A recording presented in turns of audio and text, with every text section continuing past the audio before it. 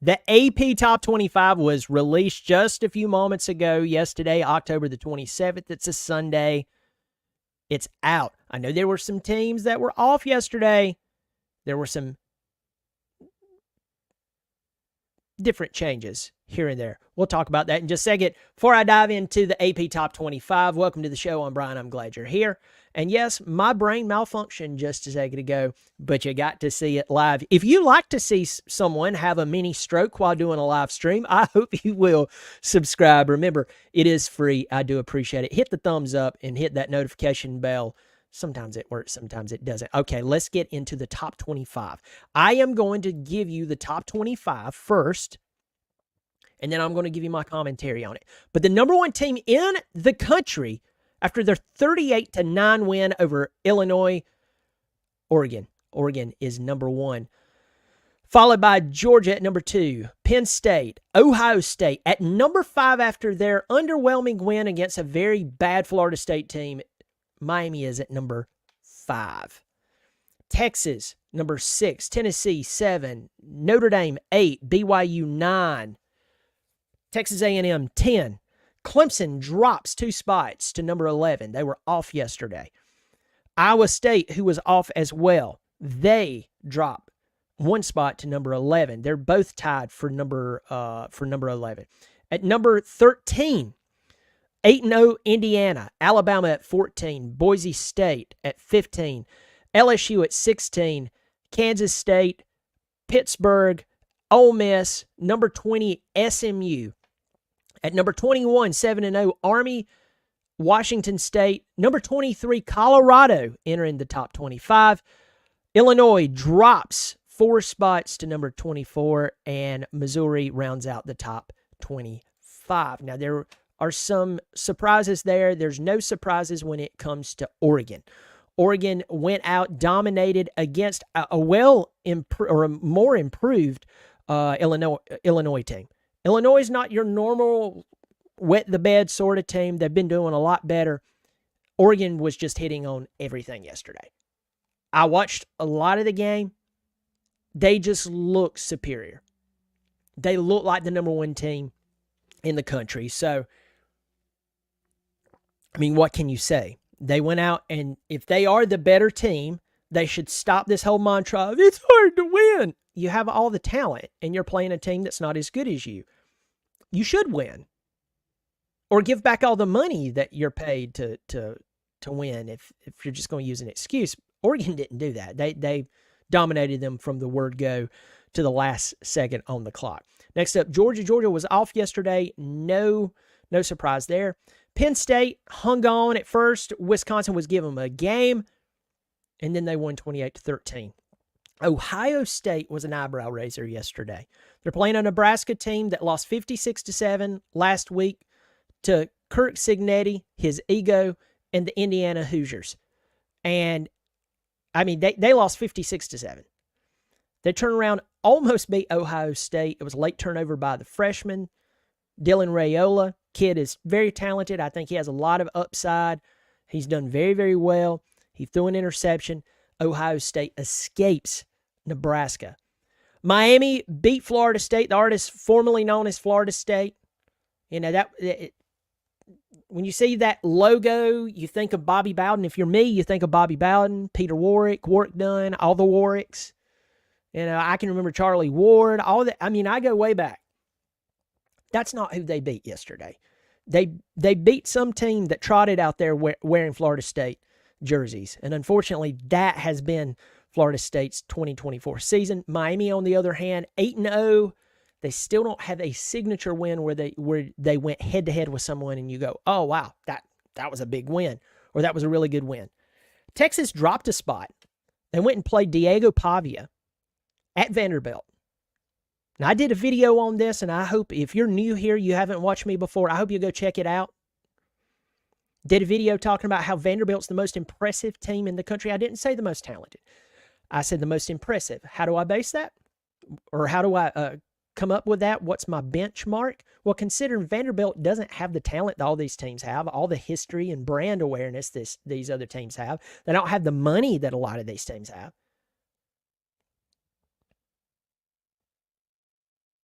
look what they're doing.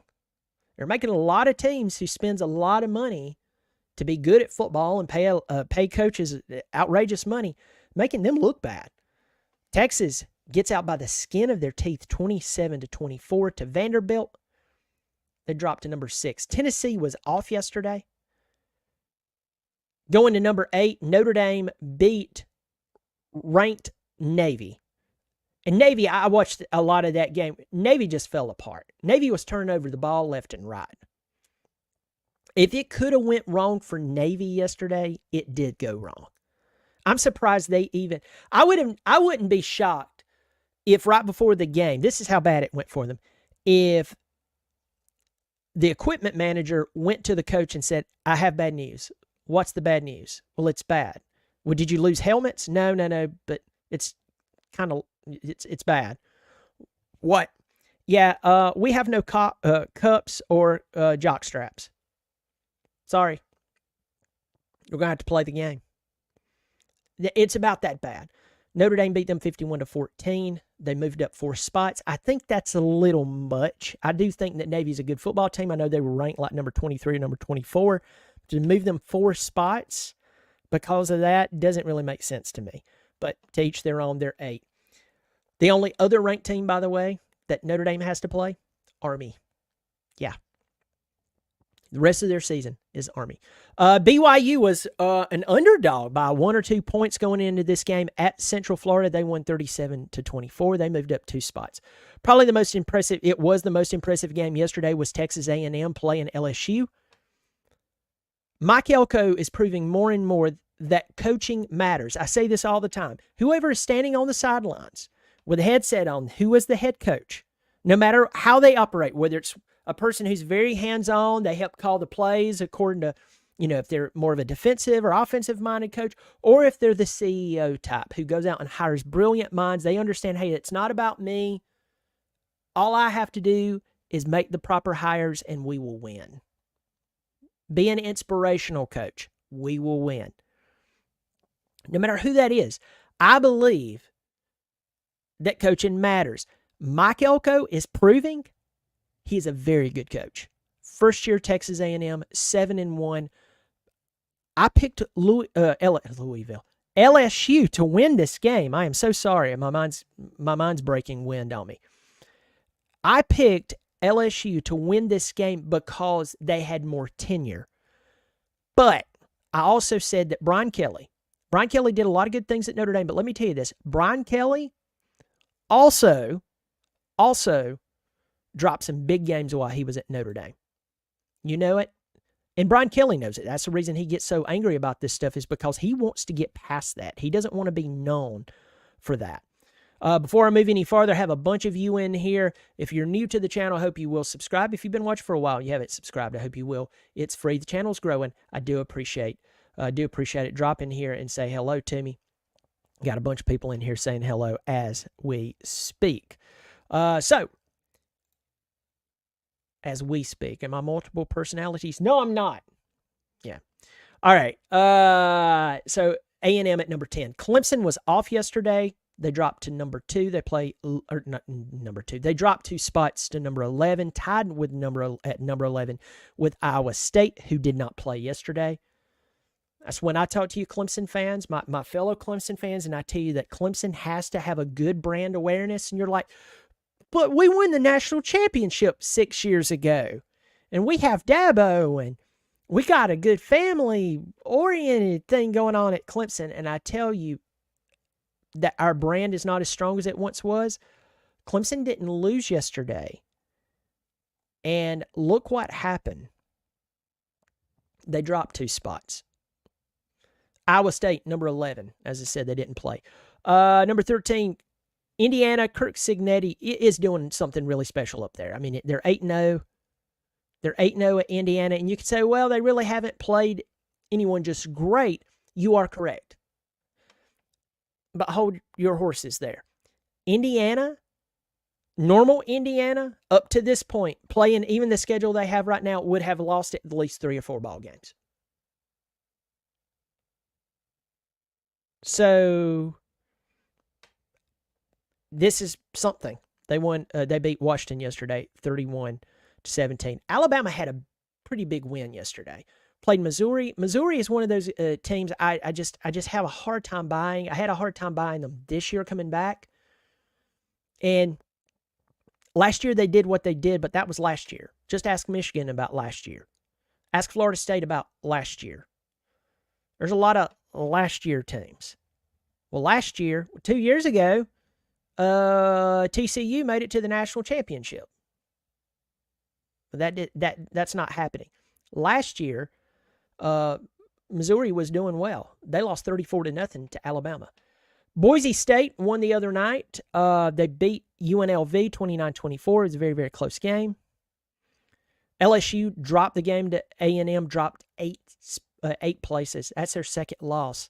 I just don't see a 3-loss SEC team getting in to the college football playoff. And some of these teams are going to have to lose, and it's going to be a third game. So, interesting enough. Kansas State won.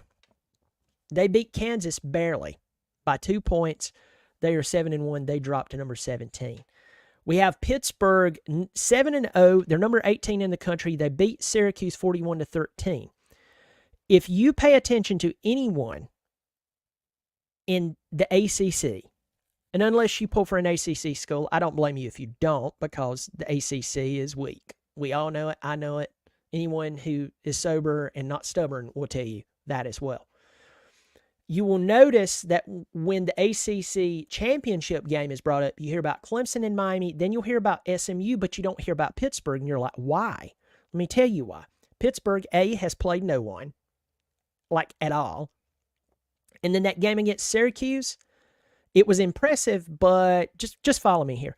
They had 3 pick sixes against Kyle McCord, the quarterback at Syracuse, former Ohio State guy. Now, that is impressive.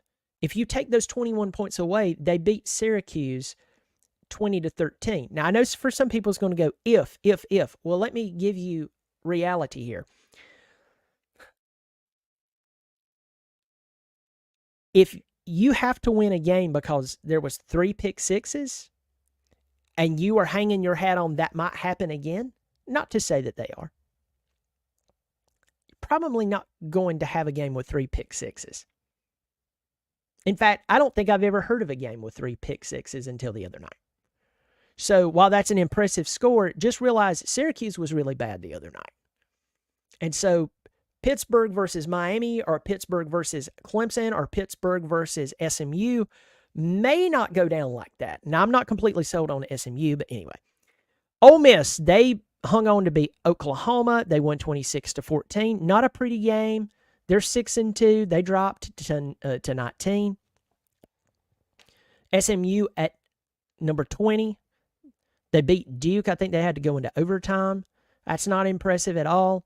Number 21, Army is at 7-0, as I said earlier. Notre Dame's only, unless something has changed, and I don't believe it has, because the other teams are so bad, Army is the only ranked team left on Notre Dame's schedule. If Notre Dame beats Army, the press could move Notre Dame all the way to number 1. Who knows? Washington State, 7-1. 7-1. Part of the Pac-2, they beat San Diego State 29-26. They're 7-1 and number 22 in the country. Deion Sanders and his sons moved to number 23. They beat Cincinnati 34-23 last night. Illinois, I talked about them earlier. They lost to Oregon, and then at 25, Missouri got just emasculated by Alabama. Others receiving votes, I'm just going to name out one. Vanderbilt had 41 votes to be in the top 25. 41 votes to be in the top 25. Missouri received 44 to be in the top 25, and they made 25. That's how close Vandy almost didn't drop out. People were so impressed by their loss. Okay, so real quick, if you're new here, hope you'll subscribe. I'm glad you're here. Thumbs up, all that good stuff. Drop a comment in here. Let me know who you're pulling for. Tell me who you think is a pretender. Tell me someone who you think is a dark horse contender. Let me know who you think will totally be out of the top 25 in the next few weeks. So let's talk about some games that are coming up, and I'm just going to make this really, really quick. As we look at Week 10, and yes, Week 10 is coming up, and it's hard to see Week 10. It's hard to say Week 10. And you know why? Because we all know that before you know it, college football is going to be over. Before you know it, we're going to be subjected to sports that we may care about to a point, but we don't love it like college football. It'll be here, and we'll have to eat that extra helping of doo-doo pie. Now, coming up this weekend, you have number 4 Ohio State at number 3 Penn State. At this point, Ohio State is a 3.5-point favorite. You have Duke, who's unranked, but they're 6-2, playing at Miami this coming weekend. That'll be an interesting game. You have Florida and Georgia. Georgia should curb stomp them, and probably will. Historically, that would be a big game to talk about.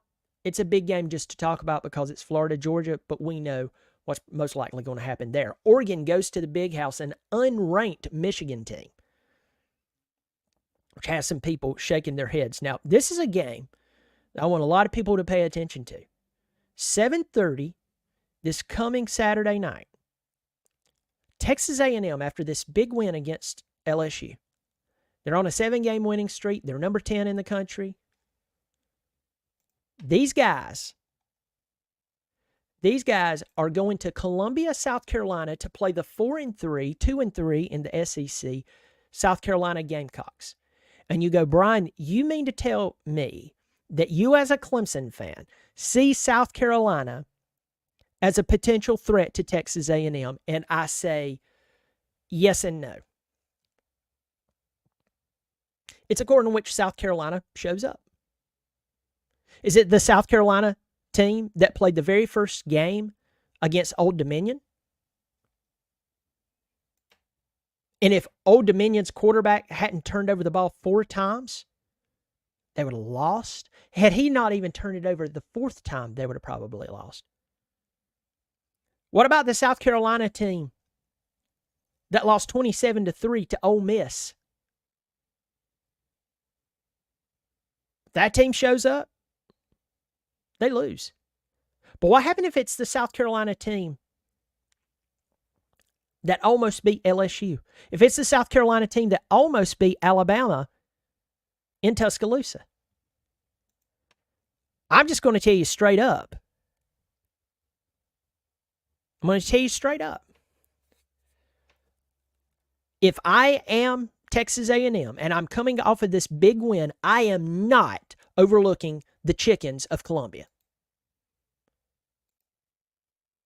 That is the greatest way to blow what just happened. And Texas A&M, after that game last night, just to throw this out there for you, I said they're at South Carolina this weekend. Then they play New Mexico State, at Auburn, and then they play Texas at Kyle Field. This is lining up quite well for Texas A&M. So they need to pay attention to this game with South Carolina. Of course, Clemson and Louisville play 7:30 this coming Saturday night on ESPN. Louisville is 5-3, 3-2 in the ACC. Clemson is 6-1, 5-0 in the ACC.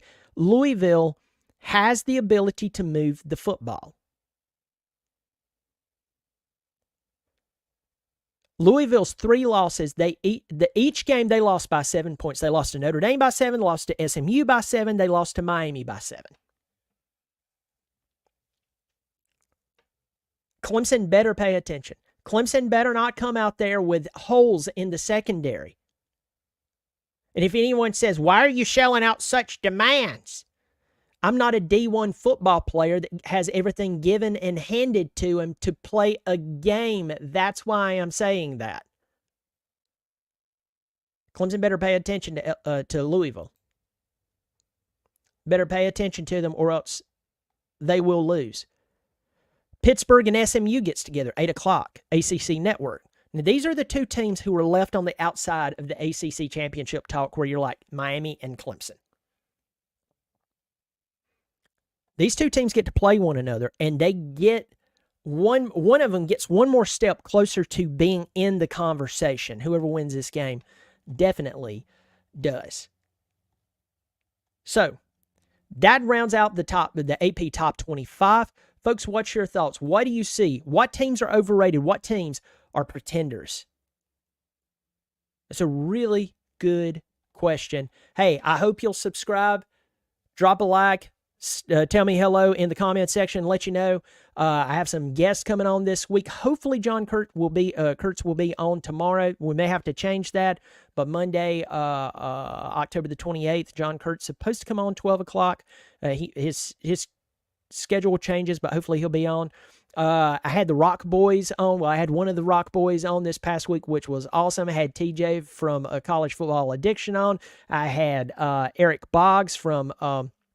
I was on Eric's channel, The College Huddle, the Ohio podcast. Go check that out. And then, of course, Tuesday, I have Pigskin Pete coming on the channel at 12 o'clock. Folks, you take care of yourself. Pass this around. If you know people who like college football, even if they're Clemson fans or not, hope you'll pass this around because, hey, I love picking fun at people. I love getting my heart rate up, arguing a little bit about football, but at the end of the day, it's just fun and games. Y'all take care of yourself, and as always, go Tigers.